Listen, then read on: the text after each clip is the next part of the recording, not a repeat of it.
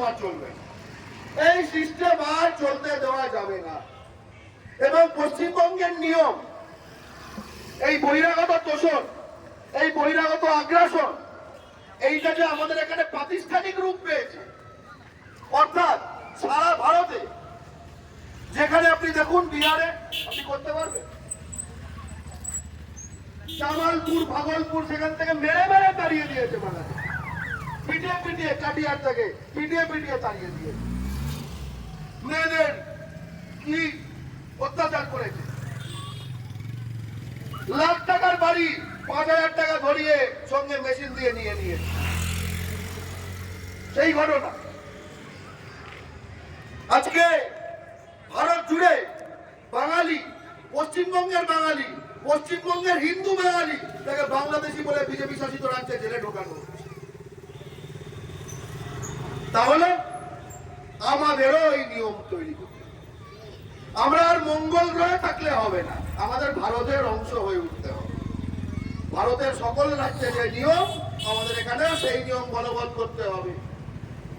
আমাদেরকে বাইরের বলছে, আমাদেরকে, আমাদের পূর্বপুরুষের রক্তে স্বাধীন এই ভারতে আমাদের বলছে আমরা ফরেনার। কেন? কেন? আমরা গাছকে গাছ বলি, বাংলাদেশিরা গাছকে গাছ বলি। আমরা এককে এক বলি, বাংলাদেশিরা এককে এক বলে। আমরা দুইকে দুই বলি, বাংলাদেশিরা দুইকে দুই বলে। তাই জন্য নাকি পশ্চিমবঙ্গের বাঙালি নাকি ফরেনার। আচ্ছা, বুঝলাম, নিয়মটা শিখলাম। আচ্ছা, আমরা একটা প্রশ্ন করতে চাই। পাকিস্তানে, ধরো পাকিস্তানের প্রধানমন্ত্রী নওয়াজ শরীফ কিংবা ইমরান খান, আগে ছিল ইমরান খান, এখন নওয়াজ শরীফ, সে এককে কি বলে? এক। সে দুইকে বলে দো। সে 10কে বলে 10। সে 11কে বলে 11।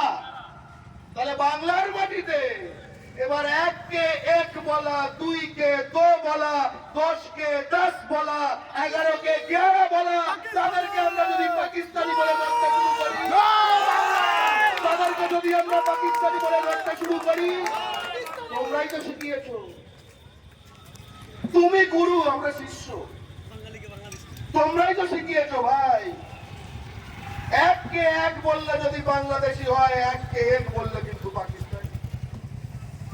রাস্তায় ঘরে হ্যারাস করছে পশ্চিমবঙ্গের বাঙালিকে সারা ভারত।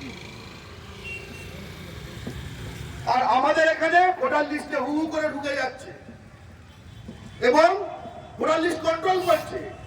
কন্ট্রোল এতটাও করছে যে শাসক দল, বিরোধী দল, ঠিক আছে, তারা ভাবছে ওদের ক্যান্ডিডেট দিতে হবে, তা না হলে ভোট পাবো না।